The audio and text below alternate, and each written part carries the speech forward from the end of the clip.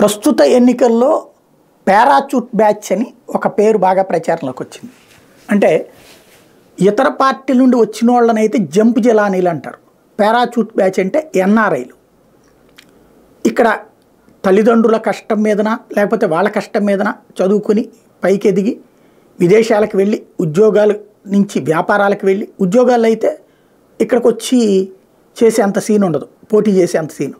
అక్కడ వ్యాపారాలు చేసి వ్యాపారాల్లో కోట్లు గడించి వందలు కాదు వేల కోట్లు గడించి ఆ తర్వాతన ఇప్పుడు వెల్ సెటిల్డ్ ఒక 2-3 తరాలకు వెల్ సెటిల్డ్ అయ్యామనుకున్నాక ఇప్పుడు ఇక్కడ పోటీకి వస్తున్నారు.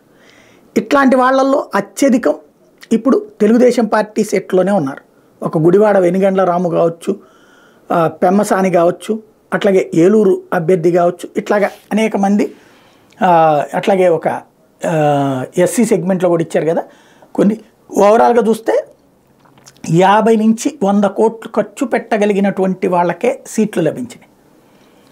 వీళ్ళు అసలు పారాచూట్ అంటే ఇతర దేశాల నుండి వచ్చి ఇక్కడ కరెక్ట్గా అంతకుముందు పార్టీతో జస్ట్ వీళ్ళు వెళ్ళినప్పుడు చంద్రబాబు లోకేష్ అటు వెళ్ళినప్పుడు అక్కడ వాళ్ళని రిసీవ్ చేసుకునే టీంలో ఉంటారు. అట్లాంటి వాళ్ళు ఇప్పుడు ఇక్కడ దిగటం అన్నటువంటి దాన్ని పారాచూట్ టీం అంటూ ఇక్కడ లోకల్ టీడీపీ వాళ్ళు ఆగ్రహం వ్యక్తం చేస్తారు.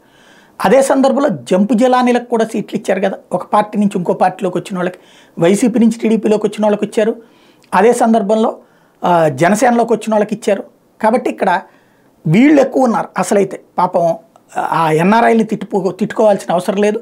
వాళ్ళు వాళ్ళ కష్టార్జితాన్ని, ఇన్నేళ్ల కష్టార్జితాన్ని తెచ్చి ఖర్చు పెట్టడానికి సిద్ధపడుతున్నారు. తద్వారా కార్యకర్తలు ₹4 వస్తాయి.